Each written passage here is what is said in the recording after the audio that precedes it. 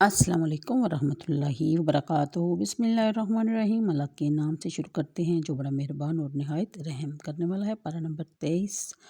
اور سورہ صفات کی آیت نمبر 16 سے ہم شروع کریں گے، جس میں بیان کیا جاتا ہے کیا جب ہم مر جائیں گے اور مر کر مٹی اور ہڈیاں ہو جائیں گے تو کیا ہم زندہ کر کے اٹھائے جائیں گے، اور کیا ہمارے اگلے باپ دادا بھی۔ آیت نمبر 17، فرمائیے ہاں ضرور، اس حال میں کہ تم ذلیل و خوار ہوگے، پس قیامت تو فقط ایک جھٹکی ہوگی، پس وہ اٹھ کر ادھر ادھر دیکھنے لگیں گے اور کہیں گے کہ ہم برباد ہو گئے، یہ تو یوم جزا ہے، ہاں یہی فیصلہ کا دن ہے جس قیامت کو تم جھٹلایا کرتے تھے۔ اے فرشتوں، جمع کرو جنہوں نے ظلم کیا تھا اور ان کے ساتھیوں کو اور جن کی یہ عبادت کرتے تھے۔ اگلی آیت کے مطابق اللہ تعالیٰ کو چھوڑ کر پاس سیدھا لے چلو انہیں جہنم کی راہ کی طرف، اور اب ذرا رک جاؤ، انہیں اس سے باز پرس کر لی جائے۔ تمہیں کیا ہو گیا؟ تم ایک دوسرے کی مدد کیوں نہیں کرتے؟ بلکہ آج تو وہ سر تسلیم ہم کیے ہوئے ہیں اور متوجہ ہوں گے ایک دوسرے کی طرف اور سوال جواب کریں گے، یعنی ایک دوسرے سے پیروکار سرداروں سے کہیں گے کہ تم آیا کرتے تھے ہمارے پاس بڑے کفر سے اور ہمیں کفر پر مجبور کرتے تھے، اور جواب دیں گے بلکہ تم ایمان ہی کب لائے تھے کہ ہم نے تمہیں گمراہ کر دیا۔ یہ تھی سورہ صفات کی چند آیتیں۔ اب اس کی تفسیر کی طرف غور کرتے ہیں کہ آپ فرمائیے تم تو اس کو محال سمجھ رہے تھے، لیکن میں کہتا ہوں کہ میرے رب کا فرمان سچا ہے، اور ضرور تمہیں اور تمہارے گزرے ہوئے باپ داداؤں کو دوبارہ زندہ فرمائے گا، اور تمہیں اس روز اس کفر و انکار کے باعث ذلیل و خوار کر کے اٹھایا جائے گا، اور تمہارے ساتھ جھکے ہوں گے مارے خوف کے، چہرے زرد، ہونٹ خشک، آنکھیں بے نور ہوں گی، سینوں میں دل دہل رہے ہوں گے کہ جب تمہیں دوبارہ زندہ کرنے کے لیے ہمیں کسی بڑے اہتمام اور کوشش کی ضرورت نہ ہوگی، بس صرف ایک جھڑک سنتے ہی مارے خوف کے سرکش خود بہت قبروں سے اٹھ کر دوڑتے ہوئے چلے آئیں گے۔ اللہ تعالیٰ ملائکہ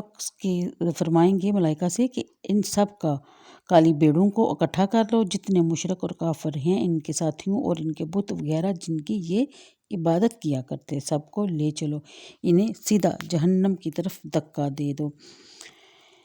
یعنی کسی جماعت کو ان کی رامگاہوں سے نکال کر لے جانا، ان کفار کو ان قبروں سے یا جہاں وہ چھپے ہوئے ہوں گے فرشتے نکال لیں گے اور انہیں ہانک کر اس میدان میں لے آئیں گے اور سب کو وہاں جمع کر دیا جائے گا۔ پہلے جہنم میں پھینکنے کا حکم دیا جائے گا، لیکن ان کی رسوائی میں اضافہ کرنے کے لیے انہیں پھر ٹھہرانے کا حکم دیا جائے گا۔ ابھی انہیں ان کا حساب لینے کے لیے انہیں روکا جائے گا تاکہ اہل محشر کو ان سے ان کے کفر و شرک اور ان کے حرام خوریوں اور ناشکریوں کا علم ہو جائے، اور سب کو پتہ چل جائے کہ یہ دنیا میں جن کی عظمت کے ڈنکے بجتے تھے ان کا کیا حشر ہو رہا ہے۔ اگلی آیت کے مطابق دنیا میں جو بات بات پر برہم ہو جایا کرتے تھے، ازار نصیحت، اگر انہیں کوئی اچھی بات کہی جاتی تو وہ اکڑ جاتے تھے۔ بڑے بڑے فرعون اور نمرود، بڑے بڑے ابو جہل اور یزید آج حکم الہی کے سامنے مسکینوں کی طرح گردن جھکا کر کھڑے ہوں گے اور ہر اشارے کی تعمیل کریں گے۔ اگلی آیت کے مطابق یہاں اس گفتگو کا ذکر کیا جا رہا ہے جو قوم کے گمراہ سرداروں اور ان کے گمراہ پیروکاروں کے درمیان ہوگی۔ اس بیان سے مقصد یہ ہے کہ ہم اللہ تعالیٰ کی نافرمانی میں کسی کی اطاعت نہ کریں، اور وہ دوستی اور تعلق جس کی بنیاد اسلام سے روگردانی اور قرآن و سنت سے انحراف، اللہ تعالیٰ اور اس کے رسول مکرم سے بغاوت پر ہوگی، وہ قیامت کے دن تارے عنکبوت یعنی مکڑی کے جال سے بھی کمزور ہوگا، بلکہ وبال جان ثابت ہوگی۔ اگلی آیت کے مطابق اس آیت میں